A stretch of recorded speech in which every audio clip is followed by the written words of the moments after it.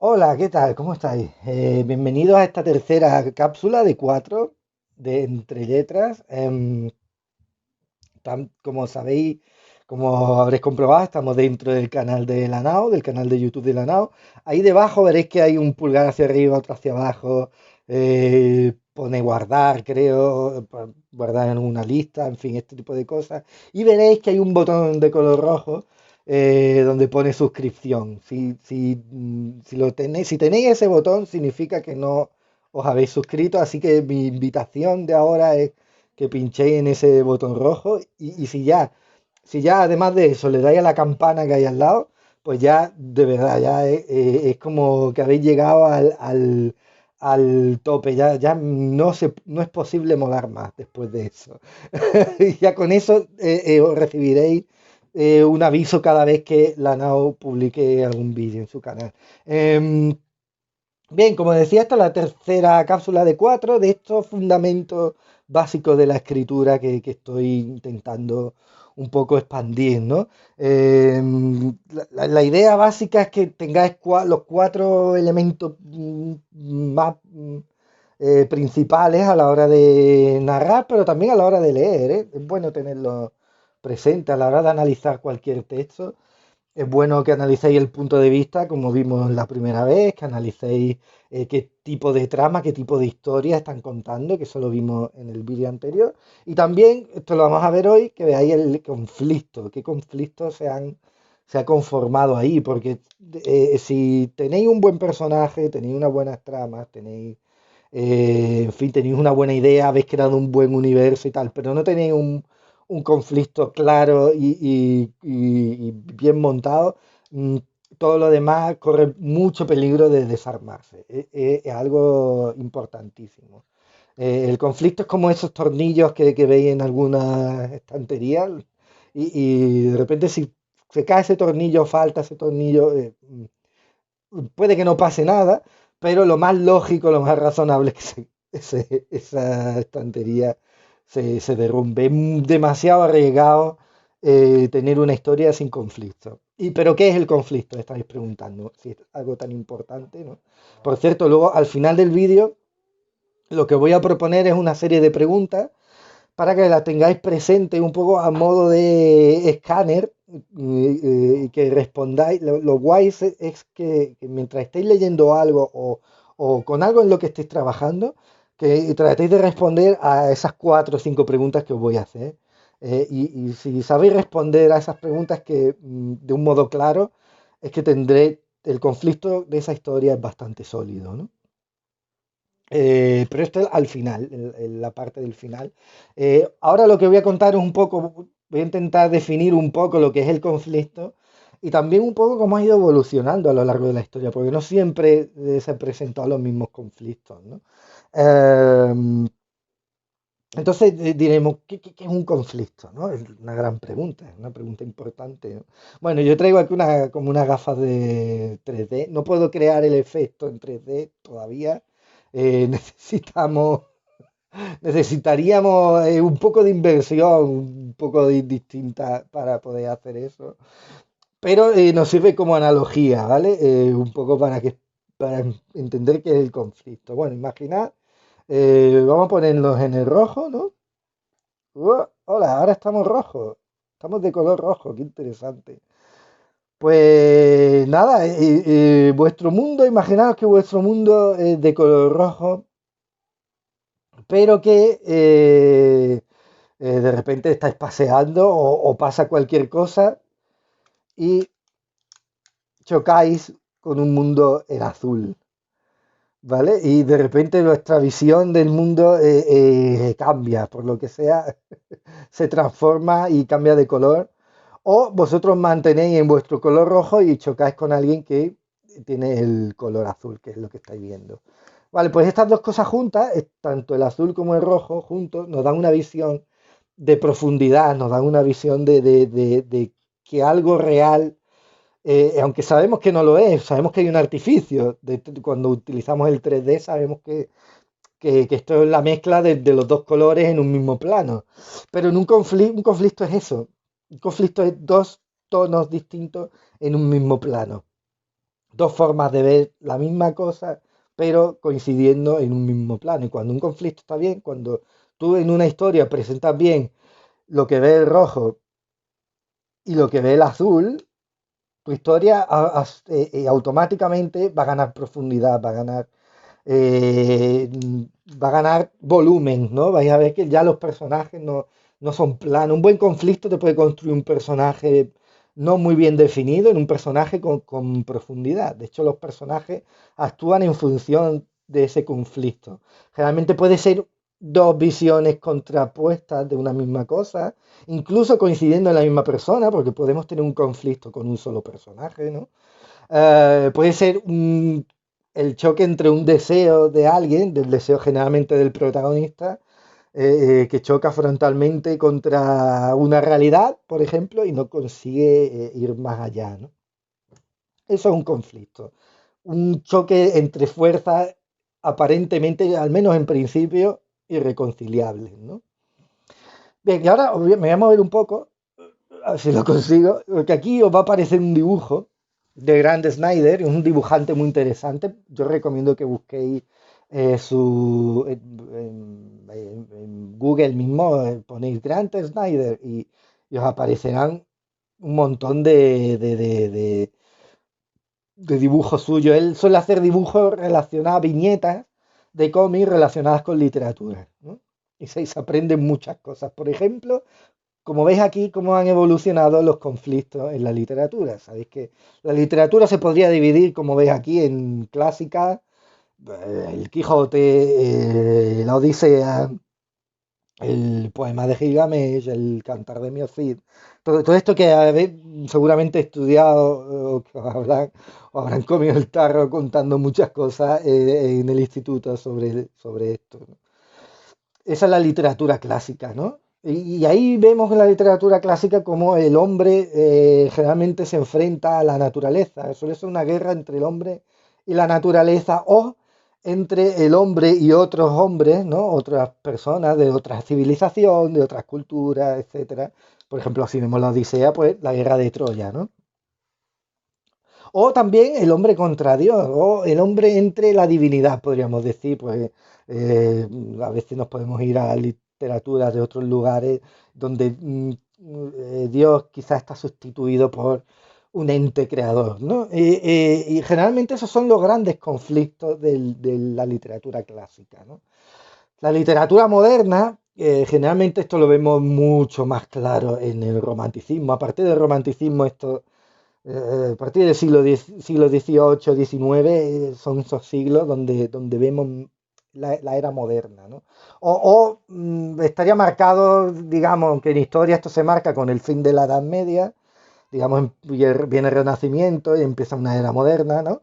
Am, en literatura, en realidad, esto donde lo vemos bien, donde lo vemos muy claro, ya empieza a ser en siglos más cercanos, siglo XVII, XVIII, porque todavía siglo XVI, el siglo de oro español, por ejemplo, recoge muchas cosas de la literatura clásica. Y bueno, de hecho, el Renacimiento no deja de ser, el Renacimiento bebe principalmente de la cultura clásica, se lo trae y empieza a partir de ahí, ¿no? Am, en la literatura lo que vemos en las victorianas, ¿no? Este tipo de cosas, pero sobre todo a partir del romanticismo, donde vemos muy claro esto que vemos aquí, ¿no? Una lucha ya donde el hombre ya, un individuo empieza a chocar con la sociedad. Esto con la ilustración se ve muy claro, ¿no? En la ilustración se vuelve a tomar otra vez el papel del individuo, se reivindica mucho a la persona, ¿no? Am, Sobre todo con aquel mito típico de la ilustración del buen salvaje, ¿no? De la persona que si la dejas sola, pues más o menos puede aprender a moverse, ¿no? Por supuesto, tened en cuenta que estoy resumiendo mucho, estoy yendo a brochazos muy gordos, estoy mezclando muchas cosas, no os preocupéis, y por eso he traído esta viñeta de Gran Snyder, porque se ve todo de un vistazo, ¿no? Entonces, vemos que el hombre en la era moderna pues ya se enfrenta un poco a sí mismo, empieza a dudar de sí mismo, ¿no? Y por supuesto, esto sobre todo a raíz de la ilustración, el hombre se enfrenta con, ya no con una divinidad clara, ¿no? Sino con una no divinidad, con una no existencia de Dios, ¿no? Es un poco ese es su conflicto, digamos, más a nivel espiritual, ¿no? Digamos que en esta viñeta la parte de arriba tiene que ver con la sociedad, la parte central tiene que ver con el individuo, digamos, ¿no? O con la ciudad. Em, y la parte inferior tendría más que ver con ciertos conflictos de índole ya más espiritual, vamos a decirlo así, ¿no? Por decirlo de un modo más rápido, ¿no? Llegamos a la posmodernidad, siglo XX, clarísimo. El Ulises de Joyce, yo creo que es el libro clásico que marca la posmodernidad. Ya el hombre se preocupa ya de la forma muchísimo más, está más preocupado con la tecnología. Esto coincide mucho con, si os dais cuenta, la mayoría de los rascacielos conocidos cuando empezaron a construirse a principios del siglo XX, ¿no? O finales del XIX, principios del XX, tenemos los primeros rascacielos, ¿no? Ya con esa ente ya es algo que llamamos rascacielos. Pues más o menos en esa época donde empieza la posmodernidad, vemos el hombre se pelea con la tecnología porque ya le empieza a parecer algo de lo que preocuparse realmente, ¿no? Am, si nos vamos a los años finales de los años 50, tenemos esa gran obra del hombre contra la tecnología y también del hombre contra la realidad, que es 1984, que salió publicada, se escribió en 1948 y George Orwell lo que hizo fue cambiar los dígitos, ¿no? Puso 1984 y en esa novela yo creo que están los tres, aunque quizá no es mi favorita de Orwell, ni siquiera mi favorita de la ciencia ficción, pero sí se ve muy clara en esa novela estos tres conflictos, ¿no? Entre el hombre y la tecnología, entre el hombre y la realidad, empieza a dudar de qué es la realidad, ¿no? Estos conceptos bueno, lo que estoy tocando es real, soy una proyección virtual de otra persona, ¿qué es esto, no? De repente lo que veo alrededor cambia de una forma muy rara. En la época en la que empieza a cuajar, por ejemplo, autores como Kafka, ¿no? En el siglo XX, Kafka, digamos, Kafka y Joyce serían los grandes pilares, ¿no? Em, y al final del todo, ¿no? En esa última esquina tenemos al hombre contra el autor, que esto ya es muy característico de la literatura postmoderna. Autores, por ejemplo, como David Foster Wallace, lo veréis muy claro. Esta idea de la metaliteratura, ¿m? Del escritor hablando de lo que está escribiendo, eso es algo muy característico de la era postmoderna y de la era actual. Yo pienso y de estas personas que piensan que ya hemos pasado de la posmodernidad, que ya estaríamos como en una posmodernidad, ¿no? Hay quien lo llama sociedad líquida, lo habréis escuchado seguramente este término, hay quien lo llama... a mí me gusta mucho el término la sociedad cansada, ¿no? ¿Qué clase de conflictos?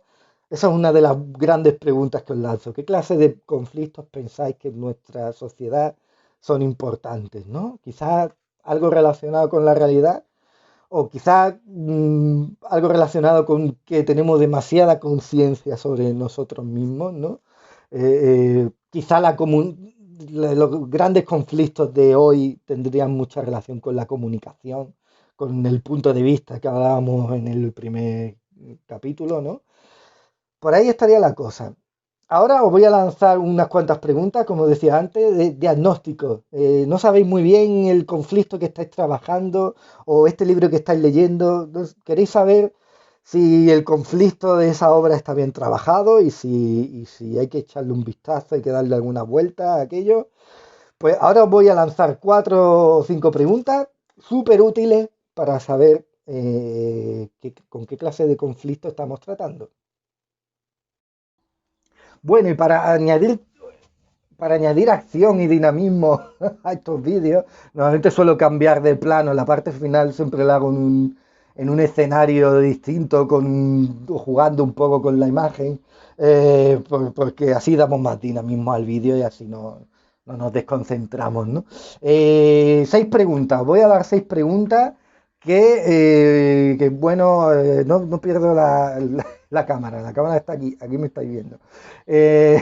Os voy a hacer 6 preguntas y estas 6 preguntas de verdad son súper útiles para que sepáis qué está pasando ahí, si de verdad esa historia tiene profundidad y un poco que sepáis identificar por qué avanzan las cosas, porque el conflicto es lo que hace que aquello avance, que aquello avance. Aunque hay obras muy buenas en las que el conflicto es algo muy tenue, que es una cosa muy aparentemente superficial, pero por lo general, y sobre todo cuando empieza uno, es importante buscar hacerse grandes preguntas dramáticas, ¿no? Y esa sería la primera gran pregunta. Em, ¿Te estás planteando algo más allá de... ¿Tienes una gran pregunta relacionada con esto que lees o estás escribiendo? O sea, podría resumir, no digo resumir la historia, resumir los acontecimientos, sino resumir lo que estás leyendo o lo que pretendes contar. ¿Lo puedes resumir en una sola pregunta? Si puedes hacerlo, vas a tener mucho ganado, muchísimo. Vas a tener una base súper bien construida, ¿no? Muchas novelas parten simple y llanamente de una pregunta, de una cuestión que se hace el narrador, el propio narrador o el escritor a través del narrador, ¿no? Y esa sería la primera pregunta, ¿no? ¿Tienes una pregunta? ¿Tienen tus personajes algún deseo? Nos movemos por intereses muchas veces y en las novelas todavía más. Así que, ¿tienen tus personajes algún deseo? ¿Son coherentes tus personajes a pesar de tener algún rasgo así que, aunque sea un tipo rarito para que nos entendamos, eh, pero tienen coherencia dentro ¿están buscando realmente algo? O simplemente se dejan llevar por lo que ocurre, ¿no? Hay novelas en las que esto puede ocurrir, ¿no? Y no pasa nada, la idea es ser consciente, todas estas píldoras, estas cápsulas, en realidad tienen el propósito de que seamos conscientes de las cosas más básicas que construyen cualquier historia, ¿no? Tiene tu protagonista obstáculos externos y también internos, es decir, tiene contradicciones internas, tiene algo, um, aquello de la pregunta que os decía antes, perdonad, porque estoy en cuclilla. Em, ya no solo tiene impedimentos en el exterior a la hora de conseguir algo, sino que además se hace preguntas morales, por ejemplo, se cuestiona las cosas o simplemente actúa y ya está, ¿no? Luego en el nudo, como sabéis, normalmente la estructura clásica es presentación, nudo y desenlace. Dentro de ese nudo se multiplican los conflictos, es decir, hay más cosas más conflictos aparte del conflicto principal de una obra. Y eso es importante porque muchas veces lo que la historia hace que pase de un nudo a un desenlace, otro conflicto más pequeño, ¿no? Y por último, los acontecimientos que tienen lugar en la historia tienen causa y efecto relacionados, es decir, esto ocurre porque viene de aquí o ocurre porque sí, porque simplemente me lo he inventado así, ¿no? Esa sería la sexta pregunta, ¿no? que hacerse. Si os planteáis todas estas cuestiones, lo más probable es que tengáis ya más conciencia de que aquello que estéis leyendo o aquello en lo que estáis trabajando, eh, mm, ya podéis identificar si tenéis un buen conflicto y por lo tanto tenéis con todas las letras una historia que contar, ¿no? Esto ha sido todo. Nos vemos muy pronto, ya en la cuarta cápsula, a ver qué ocurre. Espero que lo disfrutéis. Acordaros no olvidéis de darle al botón de suscripción y nos vemos pronto. Chao.